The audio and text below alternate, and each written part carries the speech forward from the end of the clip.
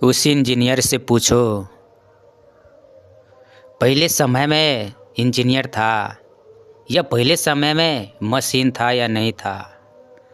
अभी के टाइम में ना जितना रोज़गार को ख़त्म करने वाला है ना वो इंजीनियर करता है।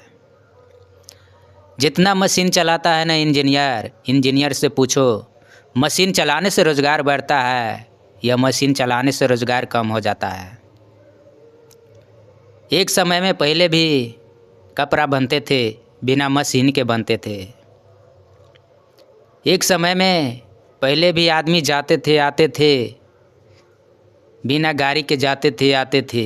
उस टाइम में कैसे आदमी जीते थे और कैसे रहते थे। जितना इंजीनियर मशीन नहीं बनवाता है ना और बनाते हैं ना, उससे ज़्यादा कई गुना भारत से पैसे दूसरे देश चला जाता है। जो चीज़ करने के लिए हमारे देश में नहीं है ना, वो चीज़ दूसरे देश से आता है। एक दिन में कितना लाखों करोड़ों गाड़ी चलते हैं हमारे देश में, और कितना लाखों करोड़ों रुपया एक दिन की कमाई जाता है दूसरे देश, और हमारे देश का रोज़गार कम होता है। जैसे जैसे मशीन चलाया है ना, वैसे वैसे रोज़गार ख़त्म होते जाता है। उस पर ना इंजीनियर के ध्यान देता है और न सरकार ध्यान देता है। जब रोज़गार नहीं मिलता है ना तो देश वाले सरकार से लड़ते हैं, सरकार से पूछते हैं, सरकार से सवाल करते हैं, लेकिन रोज़गार कैसे बढ़ेगा। अपने बड़े बड़े मशीन चलाएगा। जहाँ पर हाथ से काम करता था ना वहाँ पर मशीन चलाता है।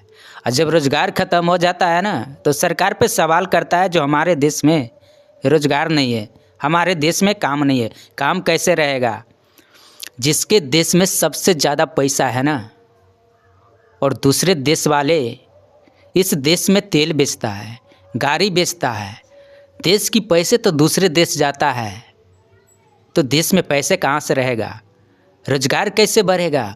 मशीन चला कर ना रोज़गार को ख़त्म करता है।